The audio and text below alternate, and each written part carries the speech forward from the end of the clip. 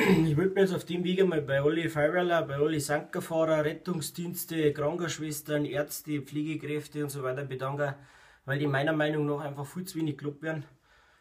Ich finde das unter aller Sau, wie mit denen Leuten stellenweise umgegangen wird, und die machen trotzdem einen Job, dass das Herz aufgeht. Ich freue mich da natürlich, wenn so wie heißt, hey, neuer Facebook-Star, lustige Videos, stark, der Star, was weiß ich, das freut mich narrisch, aber meiner Meinung nach werden die Leute, die es wirklich brauchen, einfach viel zu wenig gelobt. Feuerwehrler müssen sie blöd anreden lassen, weil sie um 1 in der Nacht mit der Sirene an einem Haus vorbeifahren und 300 Meter weiter stehen dann 15 Meter hohe Flammen aus dem Haus raus. Und dann musst du die blöd anreden lassen, auch noch, wo du wahrscheinlich gerade dein Leben riskieren musst. Verstehe ich nicht, geht mir nicht ein sowas. Denkt euch nichts, Buben. Es ist leider so, man kann es nicht ändern, der Mensch ist leider so. Ich finde das absolut riesig, was ihr da macht. Das ist eine Schau. Ich habe da einen heiden Respekt vor alle Leute.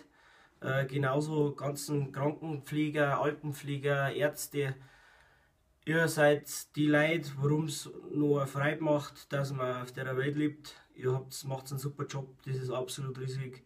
Und ich wollte mich auf dem Weg einfach einmal bedanken, weil meiner Meinung nach wird das viel zu wenig gesagt. Und jetzt habe ich mir gedacht, ich bedanke mich einmal bei euch. Also, merci, riesig, was ihr abliefert. Sau stark, macht's weiter so.